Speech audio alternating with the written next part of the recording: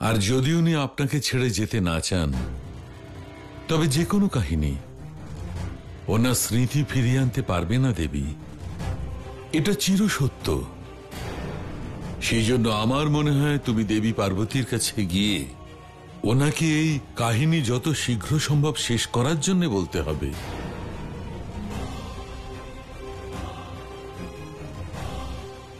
কিন্তু এই সময় নির্ধারণ কি করে করা হবে? আমি তোমাকে বুঝিয়ে বলছি। আমাদের দেব আর নারায়ণকে ফিরিয়ে আনবার জন্যে ঋষি অগস্ত্যর আশ্রমে যেতে হবে দেবী।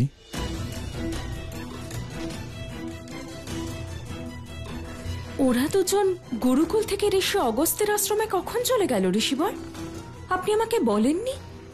দেবী, তোমার দুই সন্তানই বিশেষ জ্ঞান অর্জন করতে চাইছিল দেবী।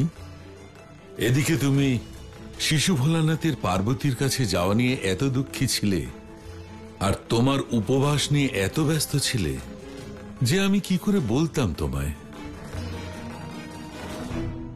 তুমি চিন্তা করো না, আমার অনুমতি নিয়েই গেছে ওরা।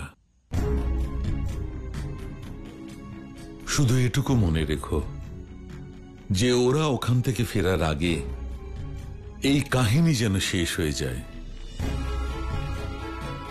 তুমি নিজের সন্তানদের শিক্ষা দীক্ষার দিকে নজর দাও, আর একবার যদি শিশু ভোলানাথের এই কাহিনী শুনবার ইচ্ছা শেষ হয়ে যায়, তবে সবকিছু স্বাভাবিক হতে দেরি হবে না দেবী। আপনি ঠিকই বলেছেন ঋষিবর, এটাই ঠিক হবে।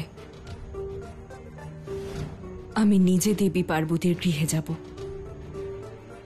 আর ওনার কাহিনী শেষ করার অনুরোধ জানাবো।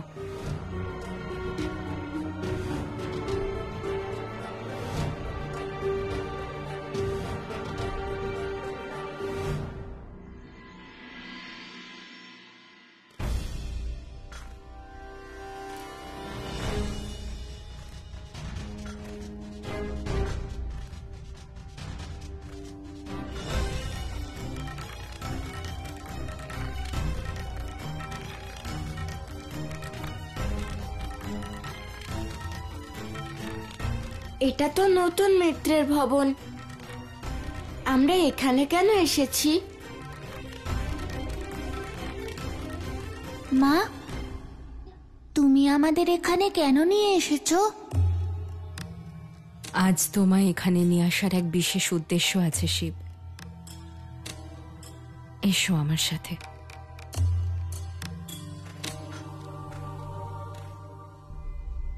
ওম নমঃ শিবায়। প্রভু এসে গেছেন মা।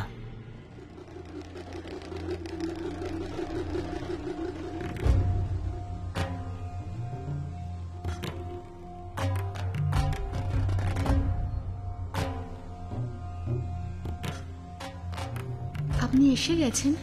সত্যি ভক্তি আর ভালোবাসার থেকে শক্তিশালী এই সংসারে আর কিচ্ছু নেই।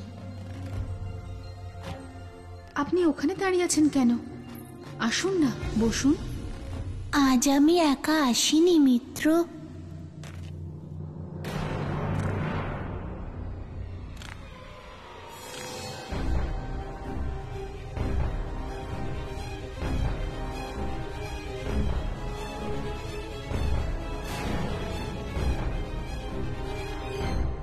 প্রণাম দেবী।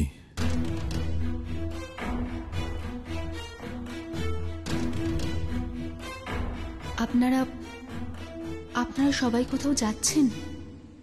না মিত্র, শুধু মা আর বাবা যাচ্ছেন। সেই জন্য আমাদের মা নিজে আপনার গৃহে আমাদের নিয়ে এসেছেন।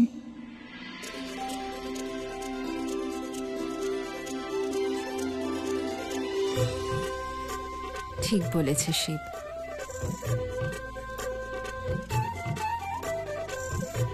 এ আমার সৌভাগ্য যে আমার বিষয়ে আপনার মনে আর কোনো অসন্তুষ্টতা নেই। দেবী পার্বতী শিশু মনের কোনো জিজ্ঞাসাকে অসম্পূর্ণ রাখতে নেই, আর অবদমনও করতে নেই, কারণ জিজ্ঞাসাই জ্ঞানের পথ।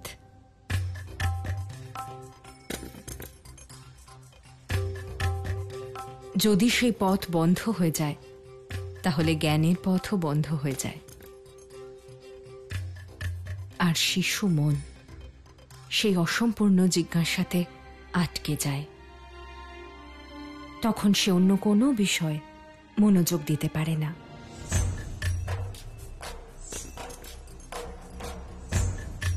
সেই জন্য আজ আমি শিবকে নিজে আপনার কাছে নিয়ে এসেছি, যাতে ওর প্রশ্নের উত্তর খুঁজে পায়, আর অন্য কাজে যেন নির্দ্বিধায় মনোযোগ দিতে পারে।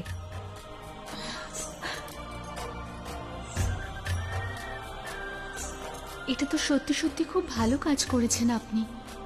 সব সময় মায়ের সব কাজ ভালোই হয় মিত্র।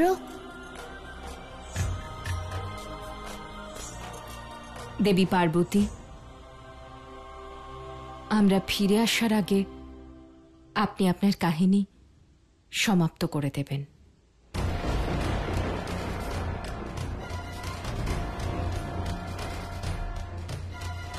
কারণ এর পরে শিবা আপনার গৃহে আর আসবে না।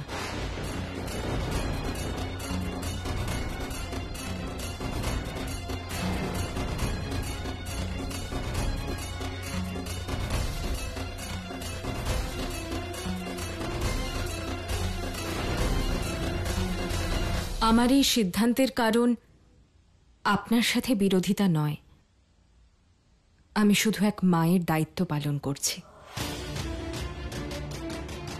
হ্যাঁ দেবী পার্বতী, আর এইবার তো আপনি অনেকটা সময় পেয়ে যাবেন, কারণ আমরা দুজন এখান থেকে পুত্র দেব আর নারায়ণকে নিতে মহর্ষি অগস্ত্যের আশ্রমে যাচ্ছি, আর ওখান থেকে ফিরে আসতে অনেকটা সময় লেগে যাবার সম্ভাবনা আছে।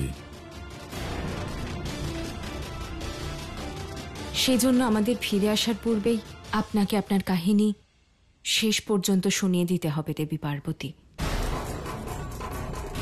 আশা করি যে আপনি এই সময়সীমার খেয়াল রাখবেন।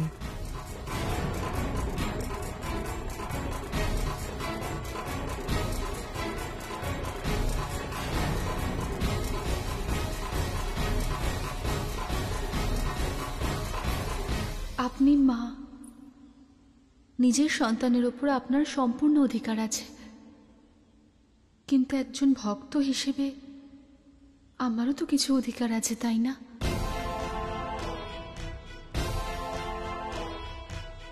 এইভাবে মিত্র শিবের সঙ্গে আমার দেখা হওয়ায় বাধা দেওয়াটাও ঠিক কাজ তো নয়, তাই না?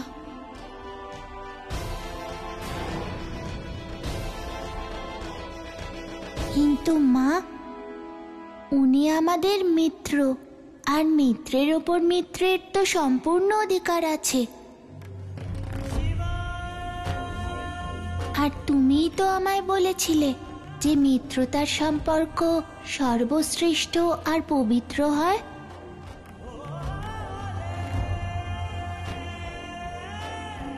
নিঃস্বার্থ আর নিষ্কলঙ্ক হয়।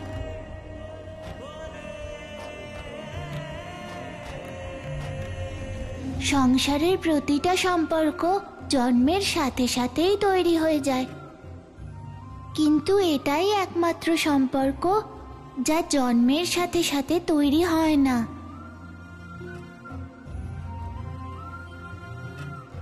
আমাদের যোগ্য মিত্র খুঁজে মিত্রতা তৈরি করতে হয়। আর মা, আর তৈরি করা যে কোনো বস্তু যে তৈরি করে তার কাছে তো প্রিয়ই হবে।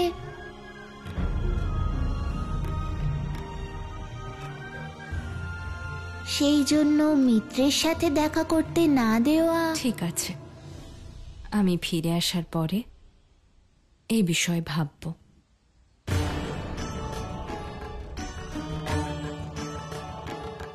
ততক্ষণ তোমাদের দুজনকে আমায় একটা কথা দিতে হবে। আদেশ করো মা। আমরা ফিরে আসা পর্যন্ত তোমরা এই ভবন থেকে কোথাও বেরোবে না। আমি কথা দিচ্ছি মা, তোমরা ফিরে না আসা পর্যন্ত আমরা নতুন মিত্রের গৃহেই থাকবো।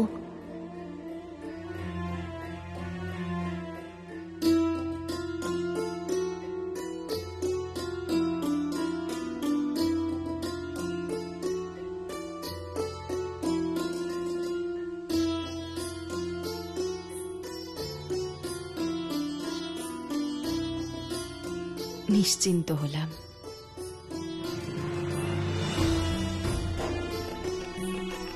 আসি দেবী।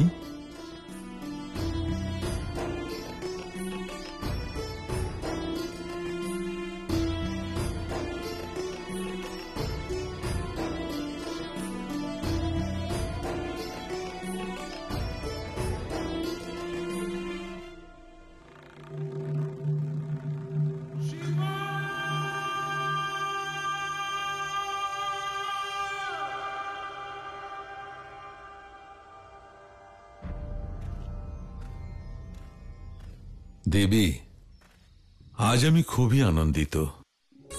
কি বিষয় নিয়ে ঋষিবর? আজ এতদিন পরে দেব আর নারায়ণ গৃহে ফিরছে, সেই বিষয়? হ্যাঁ দেবী, সেই বিষয়ে আনন্দ তো আছেই, কিন্তু তাছাড়াও আনন্দিত হবার আরো একটি বিশেষ কারণ আছে। কি কারণ? দেবী, আমার মনে হয় আজ যা কিছু ঘটেছে সবকিছু ঠিকই ঘটেছে। দেবী পার্বতী যে মহাচ্ছন্ন হয়ে রয়েছেন, সম্পূর্ণ কাহিনীটা শুনিয়ে তিনি ওই মোহ থেকে মুক্ত হতে পারবেন। উনি এ বিষয়ে যথেষ্ট সন্তুষ্ট হবেন যে যা কিছু তিনি করতে পারতেন তার সমস্ত চেষ্টাই উনি করেছেন। পরিণাম যাই হোক দেবী, উনি কোনো খামতি রাখবেন না। আর দ্বিতীয় কারণ হল দেবী, যে আমাদের শিশু ভোলানাথ আর মূঢ় এবার মুক্ত হয়ে অন্য কার্যে মনোনিবেশ করতে পারবে। শিবের ফেরার পরে আমার একটাই লক্ষ্য হবে ঋষিবর, শিবকে এই সংসারের আর ব্যবহারিক জ্ঞান দেওয়া। ব্যবহারিক জ্ঞান দেবে আমাদের শিশু ভোলানাথকে? এখানে একটু সংশয় আছে দেবী। কিসের সংশয়? যিনি সংসারে অপরিসীম, যার মধ্যে সমস্ত জ্ঞানই রয়েছে, সেই শিবকে তুমি সংসারের ব্যবহারিক জ্ঞান দেবে কি করে? সতী যে সাংসারিক জ্ঞান লাভ করার জন্য কৈলাসে গিয়েছিলেন, তা কি উনি লাভ করেছিলেন? দেখতে গেলে তো সতী বিয়ে করে কৈলাসে চলে গিয়েছিলেন, কিন্তু ওনার বৈবাহিক জীবনের সত্যতা অন্য কিছুই ছিল। বৈবাহিক জীবনের তো একটাই সত্যতা হয় মিত্র, সম্পর্কের মধুরতা, সমর্পণ আর বিশ্বাস। সম্ভবত এগুলোরই অভাব ছিল সতীর বৈবাহিক জীবনে, আর তাই সতী আর শিবের মধ্যে দূরত্ব বেড়েই চলেছিল। যখন আধার দুর্বল হয় তখন সামান্য নির্মাণও ধরাশায়ী হয়ে যায়। হয়তো এটাই কারণ ছিল ওনার দূরে যাওয়ার।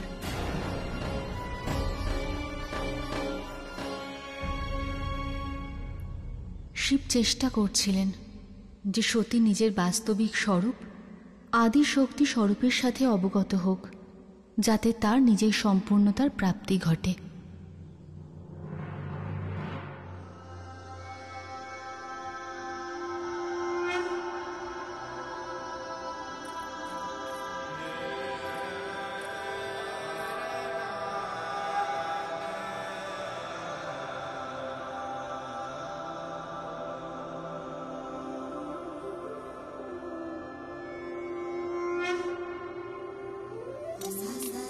ক্ষমা করবেন, মনে একটা প্রশ্ন ছিল, আপনি কি উত্তর দেবেন শিব? আপনি কার ধ্যান করেন? এত মন দিয়ে কার কথা স্মরণ করেন? তোমার এই প্রশ্নের উত্তর সময় এলে আমি অবশ্যই দেব। তোমায় প্রতীক্ষা করতে হবে। এসো, এসে আমার বামাঙ্গে বসো। বামাঙ্গেই কেন?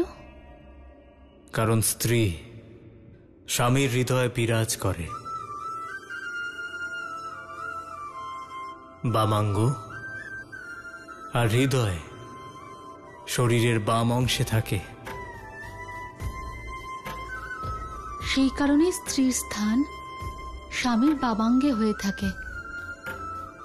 হ্যাঁ সতী, তাই স্ত্রীকে বামাঙ্গী বলা হয়।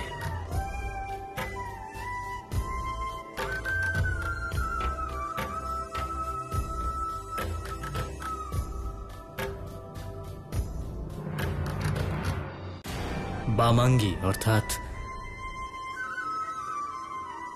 জীবনের প্রধান অঙ্গ।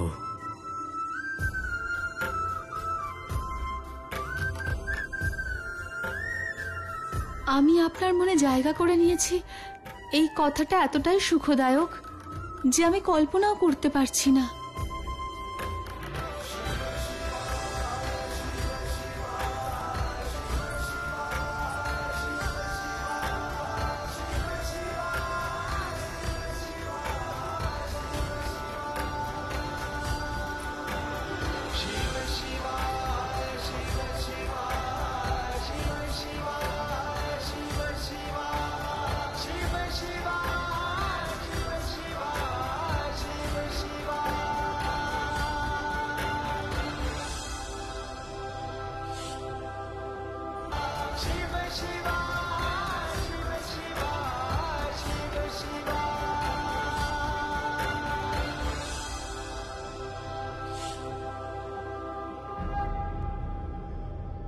সতী, আমার হৃদয় বিরাজ করা ছাড়াও অন্য এক স্বরূপ আছে তোমার, যার সাথে তুমি এখনো সম্পূর্ণ পরিচিত হওনি। তা হলো আদিশক্তির স্বরূপ।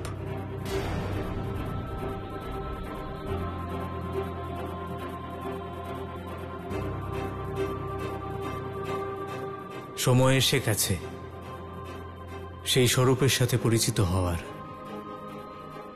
তার শক্তির সাথে অবগত হওয়ার। এই প্রক্রিয়া তোমার জন্য অনিবার্য সতী। আমি আমার সেই স্বরূপকে জানতে চাই শিব।